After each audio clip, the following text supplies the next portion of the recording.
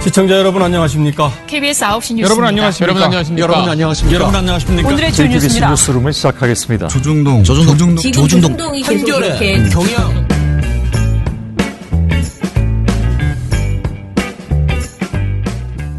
민원연의 미디어 탈곡기 743화를 시작하겠습니다. 네, 저는 언론 권력을 감시하는 민주언론시민연합에서 정책팀장을 하고 있는 이봉우 활동가입니다. 방송 모니터 담당하고 있는 조선입니다. 이정일입니다. 네, 오늘 처장님이 안 오셨네요. 그러게요. 어디 가셨죠? 네, 처장님께서 몸져 누우셨습니다. 혹시 독감이 확실하신? 예, 독감은 어제 독감 검사까지 받으러 가셨는데 다행히 독감은 아니라고 하시고 오늘 아침에 제가 출근하고 있는데 급하게 전화를 하셔서 너무 몸이 너무 안 좋아서 몸살에 쉬신다. 걸리신 건가? 네, 사실 처임처럼 일 많이 하시는 분께서 그동안 안 아팠던 게 더 신기한 일일 수도 있습니다. 근데 그동안 계속 아프셨잖아요. 이렇게 못 나오신 적은 없죠. 예, 그렇죠. 아예 회사에 못 나오신 적은 없는데 네. 드디어 몸져 누우셨다. 어떡해요. 이렇게 말하니까 제가 뭔가 반가워하는 것 같이 네. 들릴 수도 있는데 드디어? 그런 건 아니에요. 처장님 저는 아무 말도 하지 않았습니다. 상당히 모두가 걱정하고 있습니다. 빨리 쾌차하셔가지고 내일은 바로 나오시지 않을까 생각을 합니다. 그렇군요. 네. 아니 크게 아프신 줄 알고. 모르겠어요 저도. 예, 어쨌든 간에 오늘 아침에 급하게 그래서 급하게 또 방송을 제가 하게 됐고 네. 자 오늘 누가 나왔죠? 오늘은 조선희 활동가가 나왔습니다. 네. 네.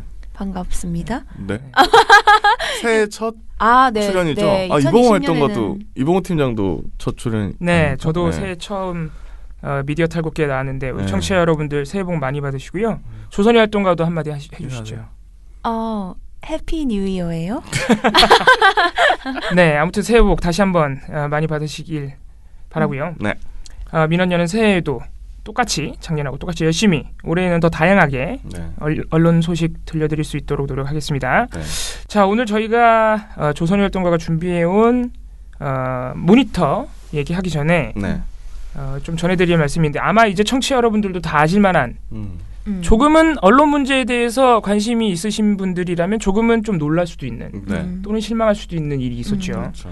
KBS의 간판 언론 비평 시사 프로그램인 저널리즘 토크쇼 J가 막을 내렸습니다. 막을 내리다기보다는 시즌 1이 끝났고 시즌 일단 2가 그렇죠. 시작하는 거죠. 네. 그리고 지상파나 종편을 통틀어서 언론 비평하는 프로그램은 저널리즘 토크쇼 J밖에 없습니다. 네. 네. 그것 때문에 걱정을 많이 했는데요. 저희가 이제 신년 특집 공개 방송에 제가 직접 신청을 해서 이제 다녀왔어요. 뽑혀가지고. 네. 신청했어요? 그럼요. 그러니까 활동 무슨 뭐 민원련 쿼터가 있는 게 아니라 조선이 시민 조선이가 신청을 해서 이게 350명만 뽑는 거였거든요. 그렇게 해서 갈 수 있는 거였어요. 네네. 그래서 뽑혀가지고 간 거였어요. 이 팀장이 안 가셨습니까? 애초에 저는 신청도 안 했어요. 왜 안 오셨어요? 왜죠? 그런 자리에 이봉호 네. 팀장님이 안 오시다니. 아니 내가 모르는데 어떻게 가요? 거기 있는 사람들 아무도 모르는데 어떻게 가? 신청하는지도 몰랐어. 신청하는지도 나는 오셨어야죠. 그냥 뛰어가면 나는 KBS로 뛰어가면 가는 줄 알았어. 기대했네. 난 뵙는 줄 알고. 절차도 모르고 사람도 모르는데 어떻게 가? 이거 김 차장님도 출연하셨잖아요. 네, 저도 2부에. 그래서 놀랐거든요, 사실은. 몰랐어요? 모르셨군요. 그러니까 그 일정에 있는 건 알았는데 그 한창 연말에 제가 쉬어가지고 그렇다. 소식을 모르고 있다가 오셔가지고 너무 반가웠고 그리고 그 줄을 서 있는데 네. 박미정 회원님 네 맞아요. 예. 있으셔가지고 어머 어쩐 일이세요? 서로 둘 다. 다 개인 플레이다. 이번에도 부부가 같이 오셨나요? 네네네. 그래서 대단하시다. 인사하고 그랬죠. 아무튼 근데 이제 그 네. 신년 특집을 할 때 1부, 2부 나눠서 이제 녹화를 진행을 했는데 네. 1부 때는 그 시즌 1이었고 이게 그렇죠. 종료된다라는 말이 없었었어요. 그래서 그 당시에는 그 거기에 모인 350여 명의 이제 관객분들과 이제 여기에 출연진 모두 뭔가 즐거운 마음이랄까? 아니면 뭔가 그 설레는 마음, 네. 신년 맞이 네. 그런 느낌으로 이제 녹화를 진행하고 있었는데 2부를 시작할 때 네. 갑자기 사실은 저희가 이게 모두가 시즌 1이었고요. 시즌 2는 언젠가 계속됩니다.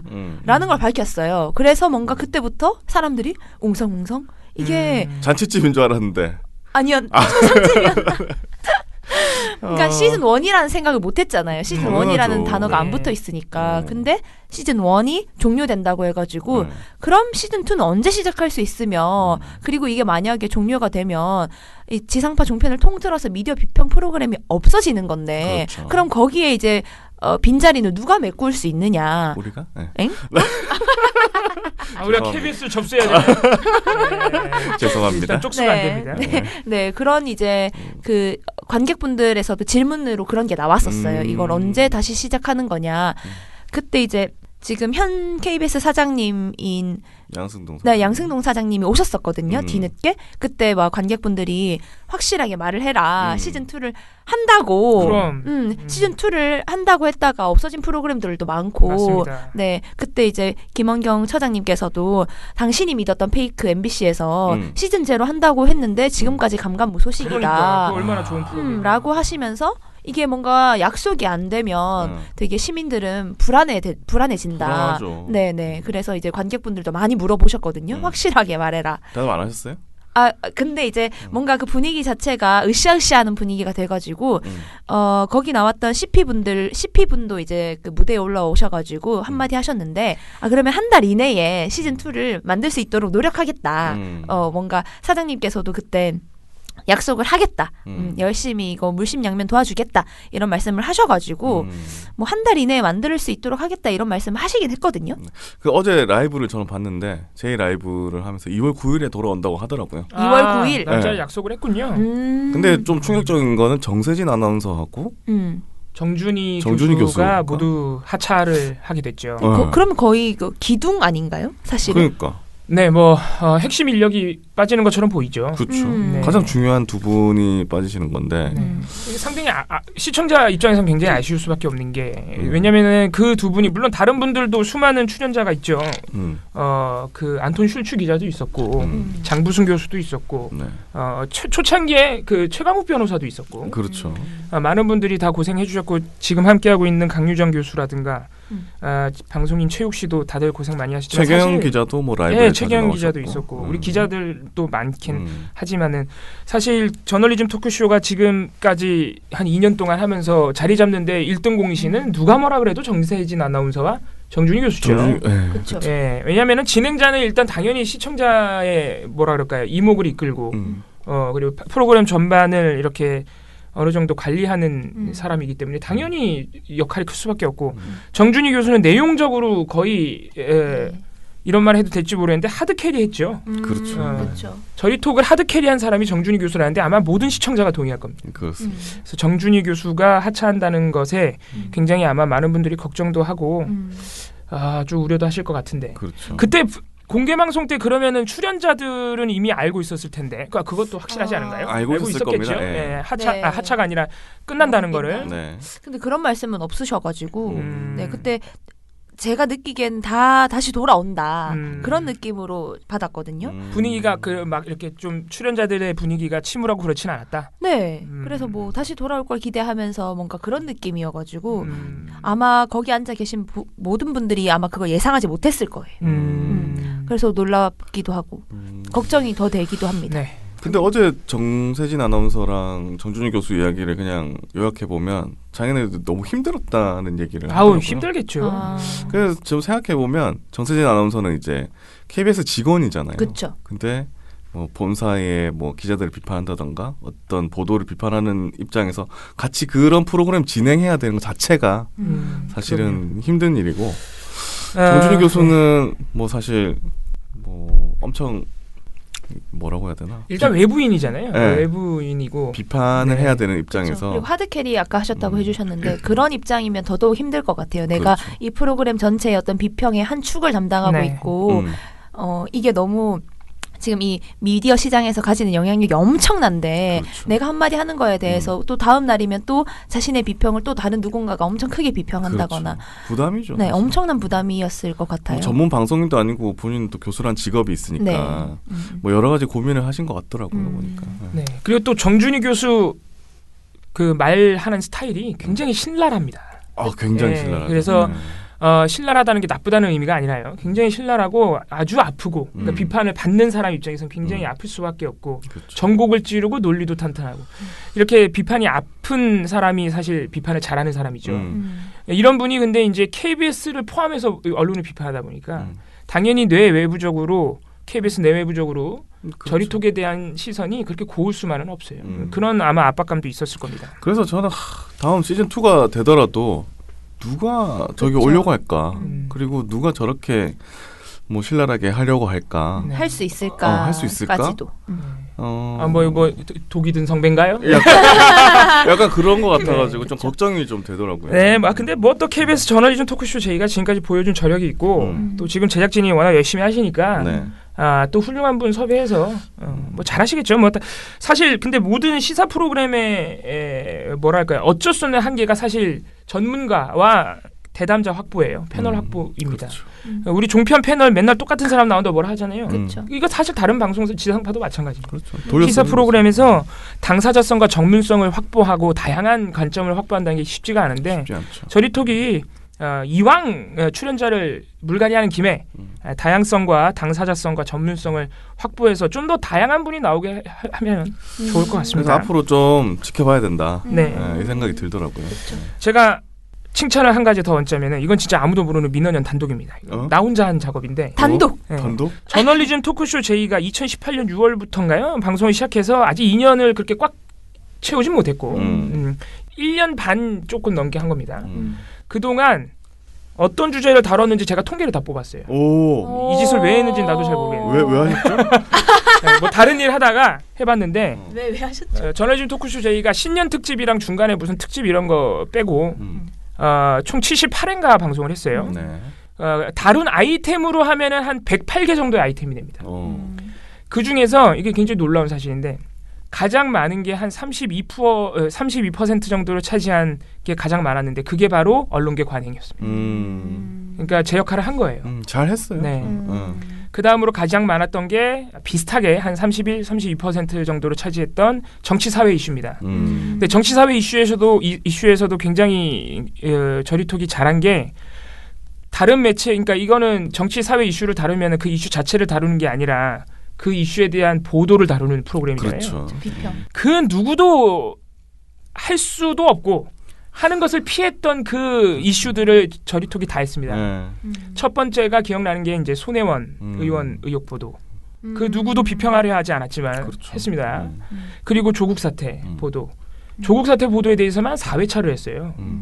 근데 사실 조국 사태 보도가 좋다 나쁘다를 말하는 순간 모든 사람들이 그걸 정파적으로 보거든요. 그렇죠. 그렇죠. 그것 때문에 지금도 그래요. 예. 네, 지금도. 그것 때문에 조선일보에서는 저널리즘 토크쇼 제이가 뭐 편향적이다 네. 이런 기사를 냈었으니까. 네.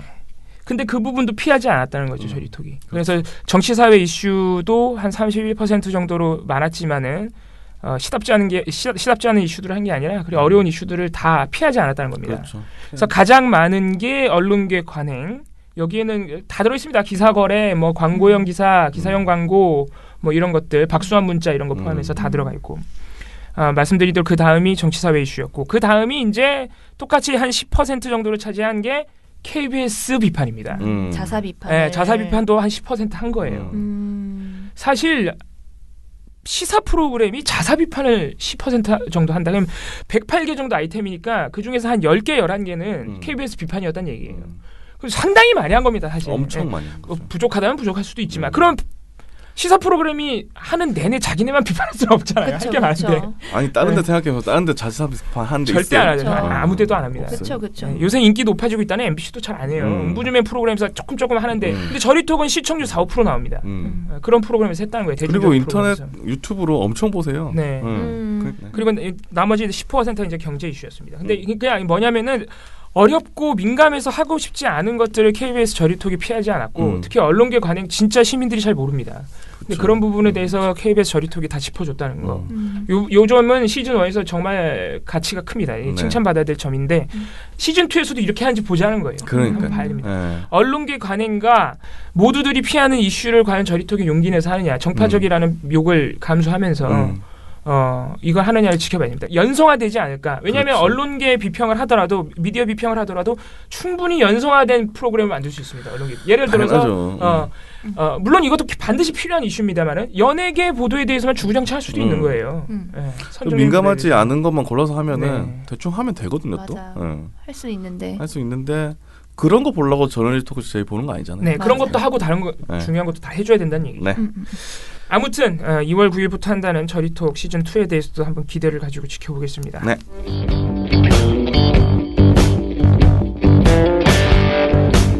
스마트폰 보다가 태연하게 가입했다. 가입이 간편하니까. 민주언론 시민연합.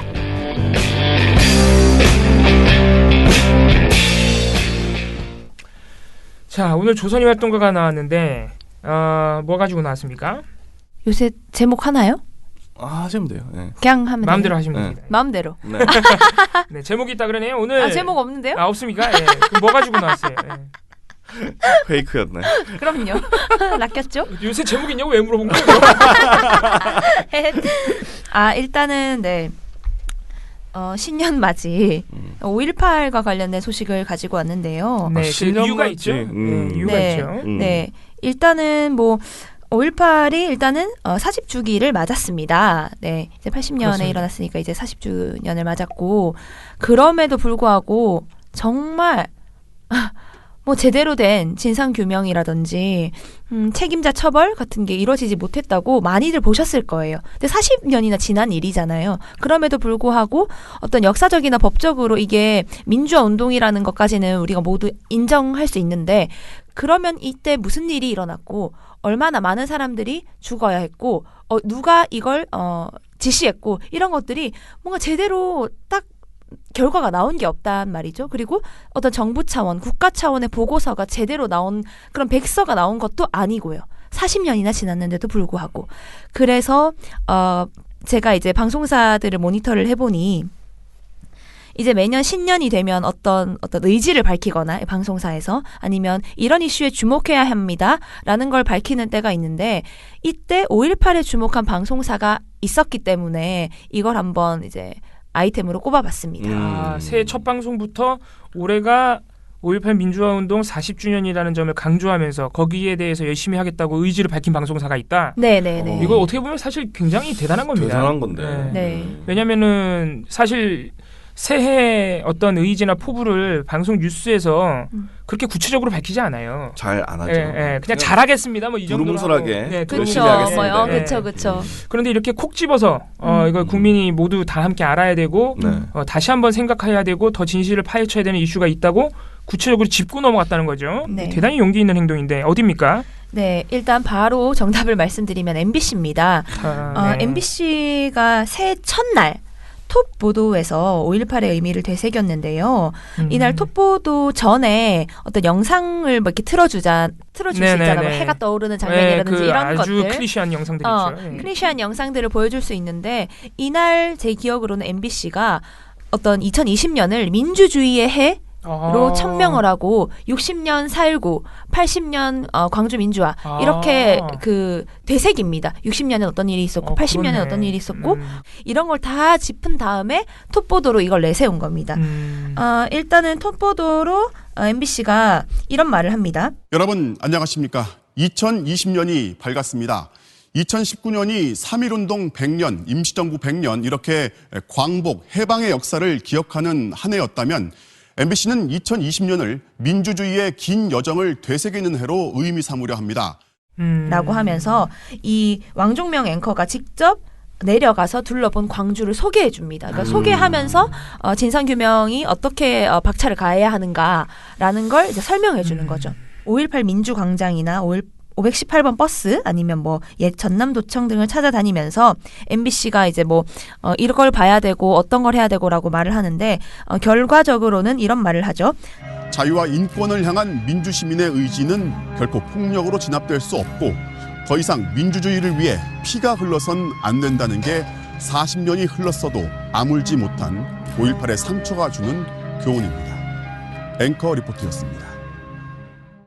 라고 하면서 보도를 마무리합니다. 이어서 그 다음 그 리포트에서는 5.18에 남아있는 과제들을 막 설명을 하는데 특히 발포 명령자를 알 수 없다는 점, 그 책임자를 밝혀내지 못한 점을 강조를 합니다. 최근에 또 그 전두환 씨가 1212 때 뭐 호화 만찬을 벌인다거나 그쵸. 그런다든지 아니면 골프 친다든지 그런 것들이 막 그 정의당 부대표를 통해서 막 밝혀졌잖아요. 그렇죠. 그런 걸 다 이제 보도에서 보여주면서 지금 발포 명령자로 아니면 어떤 그 당시에 책임자로 유력한 확실시되는 그분이 지금 저렇게 있는데 왜 우리는 이걸 지목하지 못하고 처벌하지 못하는가를 MBC에서 짚어주는 거죠. 그리고 또 막 출범한 5.18 진상조사위에 거는 기대가 크다라는 점도 짚는데요. 이 진상조사위가 정말 우여곡절 끝에 사실은 그 출범을 한 거예요. 자유한국당이 엄청나게 방해를 했죠. 네, 방해를 했고 또 마지막까지 방해하면서 그 내세웠던 월간 조선 기자가 있는데 네. 그분도 사실 들어가긴 했어요. 그러니까 위원으로 들어갔어요? 결국 들어갔어요. 그분 북한군 주장하시는 거 맞아요. 아니에요? 그분이에요. 예. 아, 그러니까 이게 근데 여당 입장에서도 다른 당 입장에서도 이 진상조사위 구성을 더 이상 미룰 수가 없는 거죠. 그쵸. 그런 부담도 있고. 이게 그러니까 재작년이죠. 2018년에 5.18 특별법이 제정이 됐는데 지금 계속 자유한국당에서 그 자격이 안 되는 위원들을 자꾸 추천을 하다 보니까 계속 미뤄져 왔거든요. 결국 청와대나 여당 입장에서 2019년 해를 넘겨서는 안 될 것 같다라는 그 의지가 있었다고 해요. 그래서 결국 지난달 그러니까 12월 26일에 구성이 완료가 되고 문재인 대통령이 이 위원들을 제거합니다. 그래서 어쨌든 출범을 하죠. 그 월간 조선 기자를 포함해서 네. 일단은 출범을 했으니까 그리고 또 여기에는 자유한국당이 추천한 위원들만 있는 건 아니고 여당이라든지 그렇습니다. 아니면 국회의장 뭐 등등이 추천한 위원들도 있기 때문에 어느 정도 기대를 해봐야 하는 거죠. 네. 기대를 해봐야 되기 때문에 그런 것까지 이제 짚었습니다. 그러니까 지금 새해 첫날 짚은 건 사실 MBC밖에 없었어요. 새해 첫날에 이거 천명하고 우리는 민주주의의 해로 되새길 거다라고 말한 건 MBC가 유일했고 새해 1월 1일에 그러니까. 네, 새해 톱보도로. 대박이네. 그리고 보도 아무튼 이게 쉽지가 않은 일이에요. 새해 첫날 첫 보도로 이런 보도를 한다. 이슈를 콕 집어서. 이거는 심지어 준비를 하고 이거는 네네. 딱 계획을 한 거잖아요. 네네네. 그렇다고 볼 수 있죠. 그렇게 MBC가 되게 두드러졌는데 그렇군요. 그러자 이제 다음 날 KBS나 SBS에서도 보도가 나오긴 나왔군요. 40주년이다라고 하면서 아까 말했던 것처럼 책임자 처벌 필요하고 진상규명 필요하면서 진상조사위의 어떤 활동이 중요하다라는 말까지 합니다. 그리고 그 다음 날인 1월 3일이 돼서야 JTBC와 MBN에서도 관련된 보도가 나오는데요. 이거는 이제 40주년을 맞이해서 낸 보도라기보다는 JTBC 보도를 보면은 이거는 소개를 할 만한 이슈라고 생각이 됐는데 가짜 뉴스 관련된 거죠? 네, 가짜뉴스 관련된 겁니다. 이게 지난 3일에 고 김대중 대통령 사자 명예훼손으로 기소됐던 탈북자 이주성 씨, 그 탕탕평평인가 채널A 그때 얘기했던 옛날에 그분의 재판을 다룬 기사를 JTBC가 낸 거예요. 이 재판이 열렸는데 그러니까 자신의 책에서 김대중 전 대통령이 5.18 때 김일성한테 북한군을 광주에 내려보내달라고 했다고 책에 썼어요, 이분이. 진짜 이건 그러니까 당연히 김대중 재단 이런 데서 당연히 명예훼손으로 걸 수밖에 없잖아요. 그런데 이분이 책 내용 모두 다 사실이다. 라고 해서 그 재판부에서 그러면 뭔가 증거를 가져와라. 아니면 이분이 그걸 주장하시거든요. 그 당시에 실제로 그 지령을 받아서 광주에 내려온 북한군이 있다. 라고 주장을 하세요. 그래서 재판부가 그럼 그 북한군을 데려와라. 아니면 뭔가 증거를 대라. 라고 하지만 그분은 그분의 어떤 신변상의 그걸로 나는 증거를 댈 수 없다. 라고 하십니다. 그럼 감옥 가셔야지. 그 증거가 없으면 감옥 가셔야지. 사실 그거 각오하고 한 거 아닙니까? 이분. 그 정도면 각오하고 가는 거예요. 그래야죠. 이렇게 아무 증거를 못 대는데. 그럼 우리나라는 뭐 하고 있어요? 그러면 뭐 간첩이 내려왔는데도 그냥 가만히 있었을까? 잘 살게 하고 있고. 그러니까요. 근데 이제 이 관련된 이 소식을 이제 살펴봤을 때 전환 언론사가 정말 없었어요. 그러니까 JTBC뿐만 아니라 그냥 뭐 일반 다른 뭐 언론들 뭐 신문사들 이런 곳에서는 대부분 이걸 안 다뤘었거든요. 이걸 다뤄준 게 되게 소중한 리포트였다. 그럼요. 네, 이런 생각이 들고 또 MBN에서 낸 것 또한 이제 행방불명자와 관련된 이 소식이었는데 이게 지난해 말에 옛 광주 교도소 무연고 사형수 묘지에서 유골이 발견된 그 사실이 있었거든요. 예, 맞습니다. 네네. 이걸 이제 짚으면서 행방불명자들을 찾는 게 중요하다라는 MBN의 보도가 있었습니다.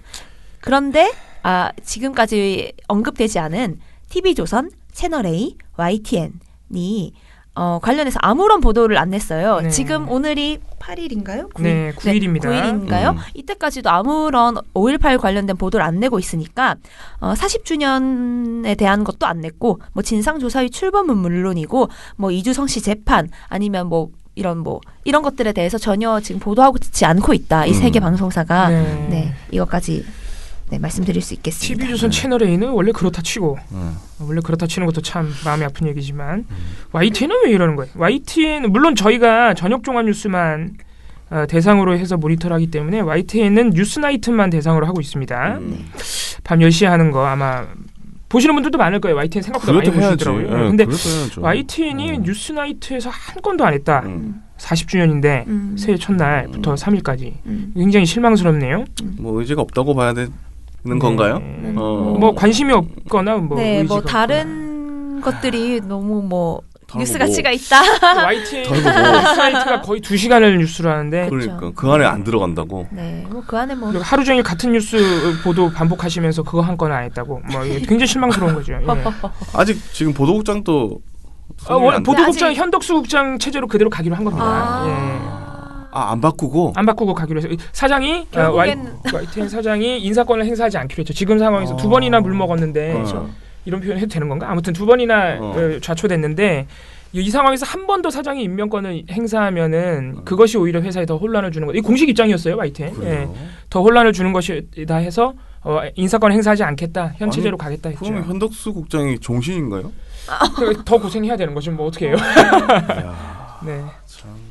아무튼 뭐 YTN이 그것과 관계없이 5.18 40주년 40주기를 다뤄주지 않은 것은 굉장히 안타깝습니다. 이후에라도 한 번은 짚어주기 좀 부탁드리고 YTN이 그래도 제가 YTN 시청자위원이라서 얘기한 게 아니라 다른 그 영상 콘텐츠가 좋은 게 많아요. 맞아요. 예, 뭐 그 돌발 영상도 그렇고 돌발 영상도 그렇고 그 시사의 온도라는 프로그램도 그렇고 여러 가지 좋은 영상 콘텐츠가 있으니까 그런 데서 한번 또 다뤄주길 기다려 봅니다. 네. 또 아까 얘기하다가 잠깐 그 옛 광주 교도소에서 발견된 신원 불명의 유골 얘기가 잠깐 나왔는데 이거를 언론들이 그동안 열심히 보도를 해줬나요? 근데 그렇지 않았던 것 같기도 하고. 네, 그렇지 않았었는데요. 네. 이걸 이제 제가 모니터한 기간은 사실 작년 연말인데. 그렇죠. 그때 이제 얘기가 나왔었으니까. 네, 이게 그때 발견이 됐기 때문에 이제 모니터를 해봤는데 모니터를 하면서 이제 특이한 것은 좀 이따 얘기하고 일단 이 소식을 먼저 전해드리면은. 이게 지금 옛 광주 교도소 부지라는 이곳이 북구에 있는 한 이제 그 어떤 장소인데 여기가 5.18 당시에 삼공수여단 등 계엄군의 주둔지였고 또 계엄군에 붙잡힌 시민들이 대거 수감되기도 했고 교도소니까요. 그리고 여기가 북구라서 광주에서 빠져나가는 그 골목이거든요. 그래서 거기서 계엄군과 시민군이 어떤 격전을 벌이기도 했던 그런 장소입니다. 그래서 여기에 5.18 행방불명자분들이 안매장이 되지 않았을까 아니면 그쪽에 어떤 시신이 발견되지 않을까라고 어떤 유력하게 손꼽혔던 장소입니다. 예전부터 그렇게 지목이 됐었대요. 네, 예전부터 아주 예전부터 그리고 뭐 90년대에 이거 진상규명하면서 뭐 국회에 나와서 막 그 당시 장군들이 막 이렇게 증언을 할 때도 사실 거기에다가 시신들을 안매장했다라는 증언들도 하기도 했고요. 그래서 예전부터 유력했는데 그래서 이전에 발굴 작업이 없었던 건 아닙니다. 재작년과 작년에 5.18 기념재단 등에서 직접 사비를 털어서 거기를 이제 발굴을 했었거든요. 그런데 그 당시 증언들에 의해서 어떤 장소를 딱 정해서 발굴을 했는데 거기서는 일부 유골이나 유품이 발견되긴 했는데 5.18과는 큰 관련성이 없다라고 해서 중단이 됐었어요. 중단이 됐는데 어떻게 발견이 된 거냐고 하면은 이번에 법무부가 교도소 부지는 법무부의 소관이니까 이 옛 광주 교도소 부지에 법, 교육, 테마파크인 솔로몬 로파크를 지으려고 하고 있대요. 이것도 약간 뭔가 좀 특이한데 네. 법 교육을 할 수 있는 어떤 공원, 뭐 박물관 같은 거 있잖아요. 네. 그런 걸 이제 짓고 싶어 한다고 합니다. 그렇군요. 그런 걸 짓기 위해서 무연고자 묘지 개장 작업을 하다가 발견된 건데 이 무연고자라는 것이 교도소에서 돌아가신 분들 중에 주변 가족들이나 친척들이 이분의 그 시신을 거두지 않아서 수습해가지 않은 분들이 계신데 이분들을 합장묘 해서 이제 묻어둔 거죠. 이 묻어둔 것을 이제 개장하려는 작업을 법무부가 하다가 이런 그 유골들은 법무부가 법무부의 어떤 그 자료에 남아 있습니다. 그러니까 네. 어떤 분들이 돌아가셨고 어떤 분들이 이곳에 묻혀 있는가는 네. 법무부가 다 기록을 해뒀을 거 아니에요, 당연히. 네네. 그래서 그걸 이제 예측을 하고 법무부가 예측하기로는 한 40여 구 정도가 이 우리가 생각하는 이 묘 안에 있어야 된다라고 했는데 이 묘를 열어보니까 110 몇 구가 나온 거예요. 아이고. 그래서 이제 법무부도 우리가 관리하지 않았던 유골이 나온 그러니까. 거기 때문에 네. 아주 놀라서 이걸 이제 옮겨서 이제 한 거고 그럼 이 유골은 도대체 어디서 나왔을까라는 걸 역추적해봤을 때 이곳이 옛 광주교도소고 그 당시에 시민군들이 여기 많이 이제 잡혀왔었고 이러니까 혹시 행불자들의 어떤 유골이 아닐까라는 것까지 유추를 해볼 수 있는 거죠. 네. 그런 이제 그 사건입니다. 네. 근데 이제 뭐 발견된 장소가 교도소 정문 과 좀 멀리 떨어져 있고 또 시신을 묻은 시기 같은 걸 다 고려를 해봤을 때 아직 속단할 수 없다라는 네. 게 전문가들과 또 5월 단체들의 어떤 입장이기도 해요. 그러니까 속단은 할 수 없다. 네. 하지만 줄곧 안매장 장소로 거론되어 왔기 때문에 사실 파악을 하는 게 정말 중요하고 그리고 또 유가족들이 계시기 때문에 어떤 가능성을 열어놓는 게 중요하다라는 게 이제 전체의 입장인 것으로 이제 파악이 됩니다. 그런데 이걸 밝혀진 당일이 이제 12월 20일이에요. 12월 20일에 이제 보도량을 보면은 방송사에서는 대부분 이걸 다 다뤘습니다. 이게 네. 놀라운 사건이었기 때문에. 그래서 이제 이 당시에 KBS와 TV조선이 한 건씩, 나머지 방송사가 2건씩 다뤘고, 이 당시에 MBC와 YTN이 톱보도로 이 소식을 네. 다뤘습니다. 대부분 방송사는 주로 이 행불자분들의 진상규명에 대한 기대를 전했는데요. 그러니까 이게 되게 가능성이 있을 수 있다. 이런 식으로 이제 전달을 하는 거죠. 네. KBS의 경우에도 유골이 이리저리 뒤섞여서 비정상적으로 매정된 점에서 5.18 희생자일 가능성이 엿보인다라고 했고 MBC에서도 이 해당 부지가 이전부터 높은 가능성으로 점쳐졌다. 행불자분들의 안매장 가능성이 이런 것들을 보도했고 채널A에서도 비슷한 류의 보도를 했습니다. 네. 그런데 조금 특이해서 이제 이걸 모니터 해봐야 되겠다고 생각을 했는데요.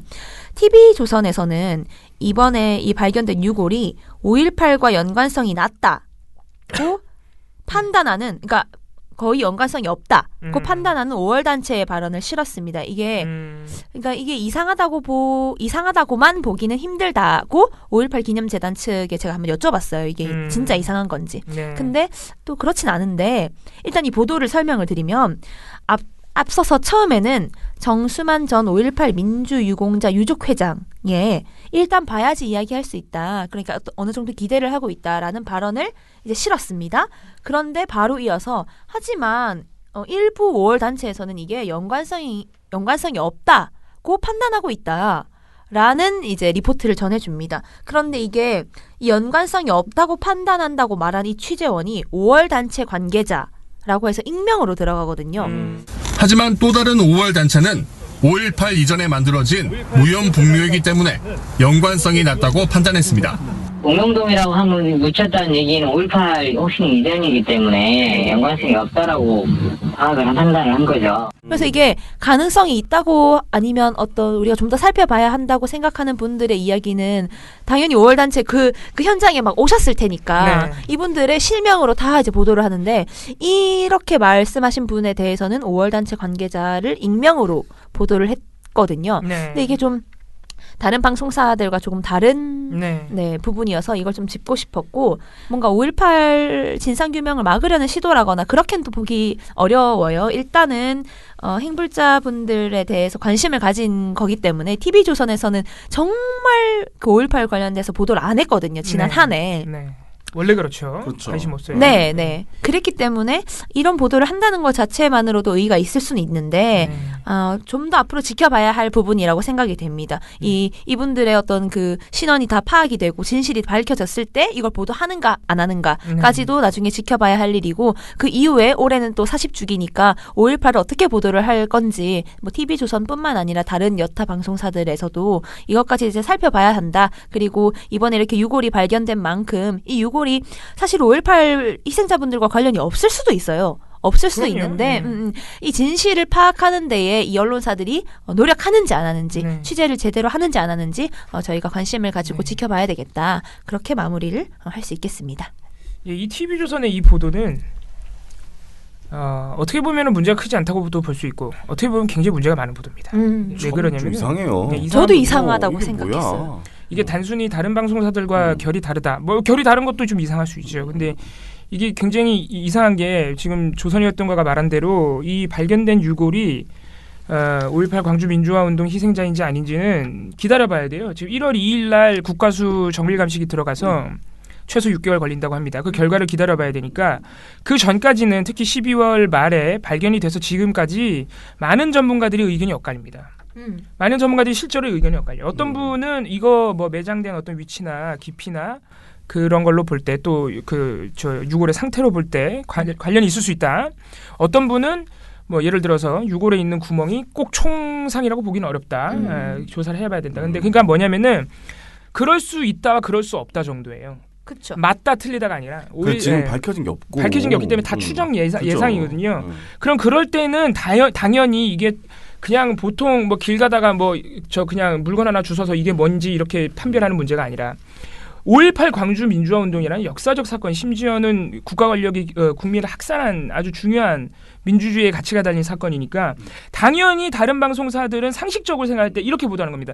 전문가들이 그럴 수도 있고 그럴 수도 없다라고 보도하니까 진상규명해야 한다는 보도를 하자. 지금 아직 모르니까. 그렇죠. 그런 식으로 보도를 해야 되는 게 맞는 거죠. 이게 상식적인 판단이에요. 그러니까 채널A 같은 데도 다 그렇게 하는 거예요. 아주 쉬운 보도예요. 그렇죠. 어려울 게 없어. 그냥 상식적으로 하면 다 이렇게 보도가 나오는 건데 TV조선만 어떤 발언을 내보냈냐면 연관성이 없다고 판단한다.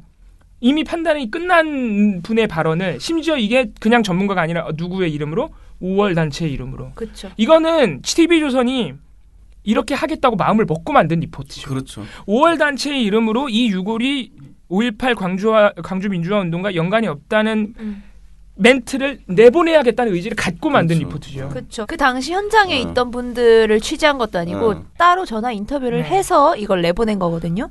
그러면 어떤 이 멘트를 따기 위해서 아니면 이 멘트를 듣기 위해서 뭔가 전화를 했거나 아니면 이렇게 말할 수 있는 분을 찾았거나 뭐 여러 그러니까 가지 또 익명이잖아 이거. 네. 그래서 이런 분이 존재하는지 안 하는지 나는 믿을 수가 없어요. 아니 물론 그렇게 믿을 수도 없지만은 뭐 우리가 그걸 믿는다고 해도 이 보도는 5월 단체 관계자 중에 연관성이 없다고 보는 분이 있을 수 있죠. 그렇죠. 예, 있을 수 있는데. 근데 나는 못 믿겠어. 저도 못 믿겠어서 보고서를 쓰고 개인적인 생각입니다. 네. 아니 그럴 수 있어요. 시청자들은 그렇게 생각할 수 있고 그동안 TV조선이 5.18에 대해서 했던 보도를 생각하면 충분히 그런 불신도 가질 수 있습니다. 근데 그런 분이 있을 수도 있고요. 그런 분이 자기만 다른 생각을 가지고 있으니 익명 처리해달라고 했을 수도 있죠. 그쵸. 그런 거는 취재의 관행상 충분히 있을 수 있는 일인데 이 리포트의 구성 자체가 TV조선이 의도한 그 여지가 아주 상당히 역력하다는 겁니다. 그러니까. 이 상식적으로 생각할 때는 굳이 5월 단체 이름으로 이런 발언을 내보낼 필요도 없고 내보내서는 안 돼요. 그렇죠. 왜냐하면은 전문가들도 그쵸. 추정만 하는 상황이기 때문에 정밀 감식이 이제서야 들어가기 때문에 그러니까 상식적으로 이런 보도는 나올 수가 없어요. 해서도 안 돼요. 그렇죠. 예. 약간 어렵게 쓴 보도인 거죠. 사실. 연관성이 없다고 확증을 하는 발언을 이 이슈에 대해서 내보내서는 안 된다고요. 사실 다른 KBS나 MBC가 이런 식으로 보도했다? 그러면은 난리 나는 것이죠. 아무튼 그렇습니다. 네, 아무튼 MBC는 확실히 의지를 보여줬다는 점에서 올 한 해 특히 한 4월쯤 총선 끝나고쯤부터 MBC가 이렇게 의지를 보였으니 총선 끝나자마자 5.18 40주기에 대해서 뭔가 하지 않겠어요? 여러 가지. 그렇죠. 좀 번 더. 진상규명에 가까운 어떤 보도가 나오기를 기대합니다. MBC 기대해봐야겠네요. 네. 그리고 TV조선도 어떻게 하는지 한번 지켜봐야 됩니다. 네, 지켜보고요.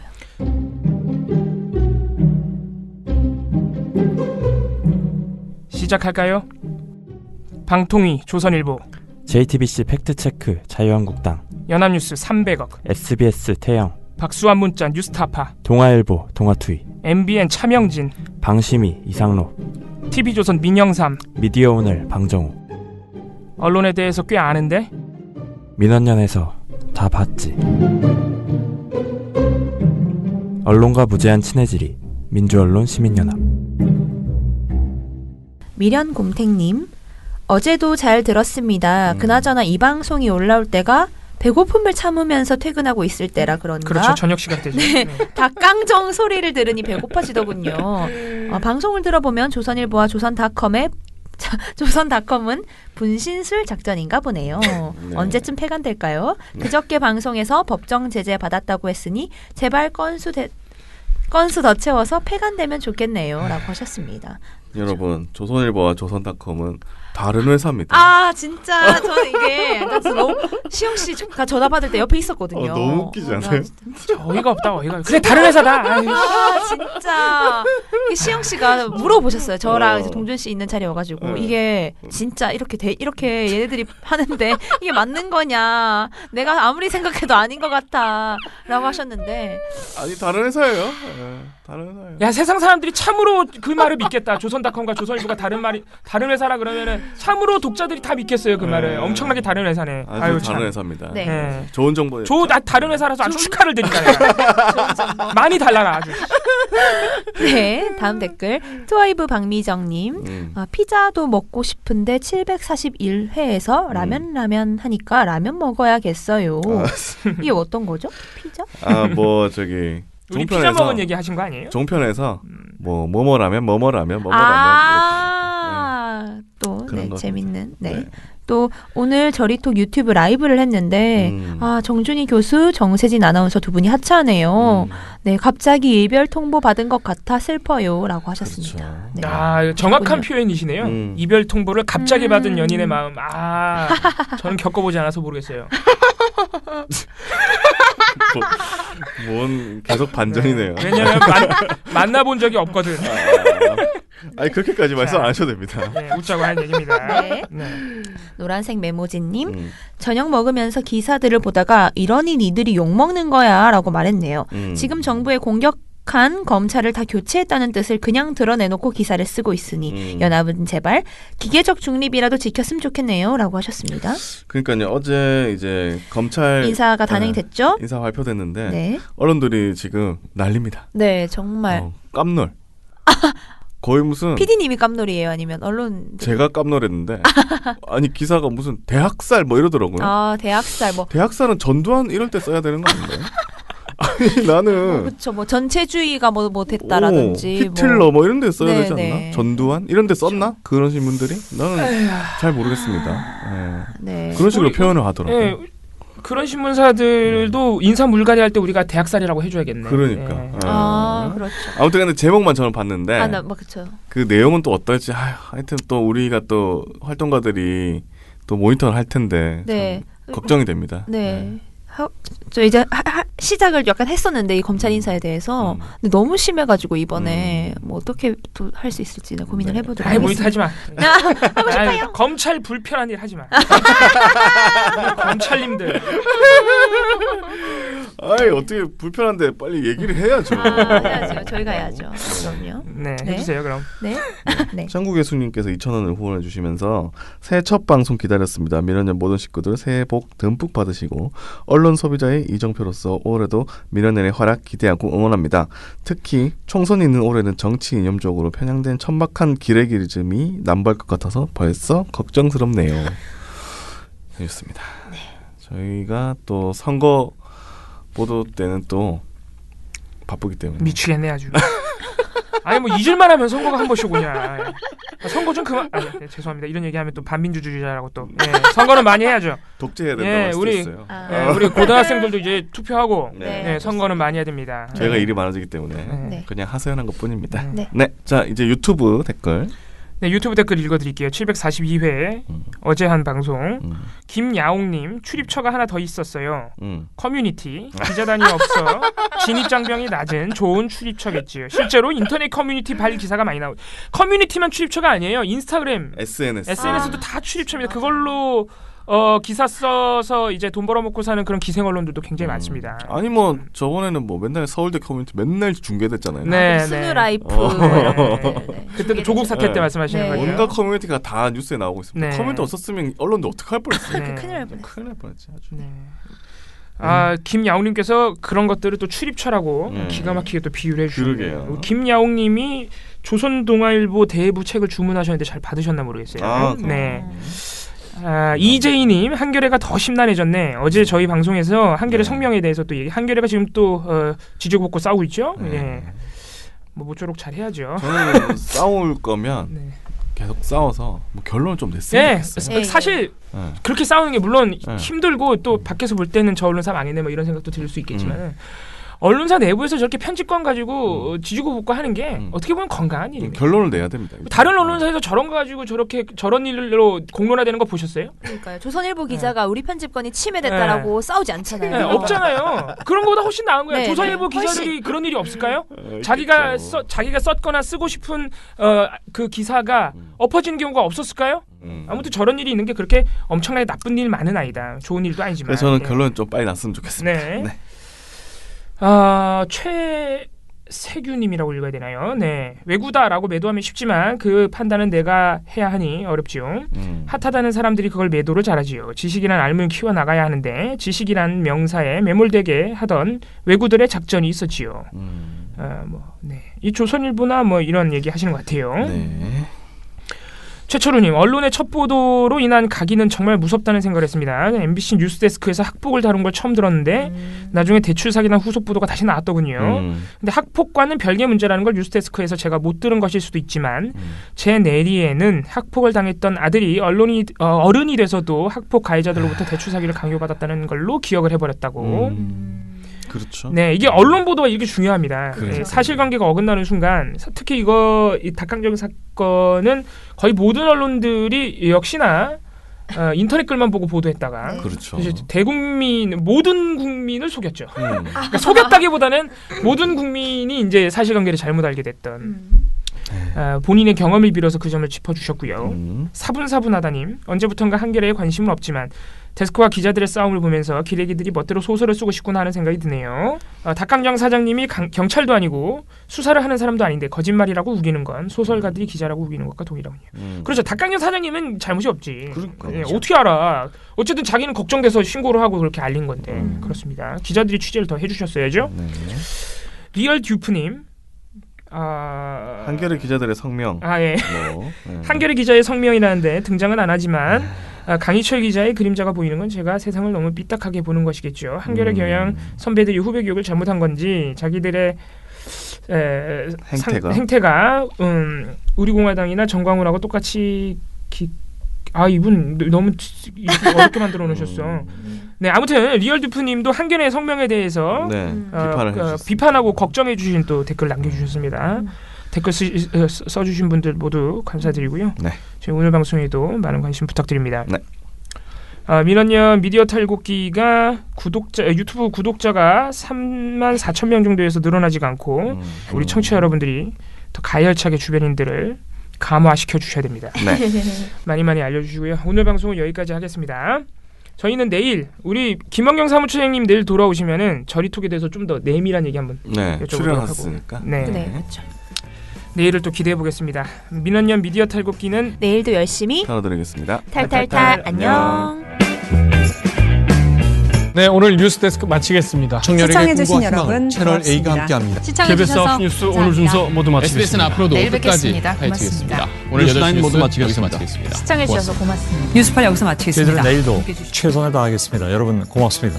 탈탈탈 안녕.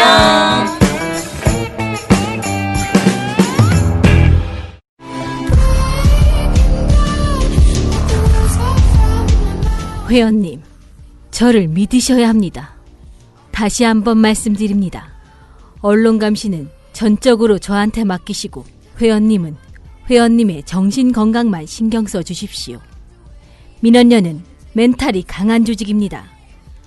봤던 기사도 의심하고 또 의심합니다. 민주언론 시민연합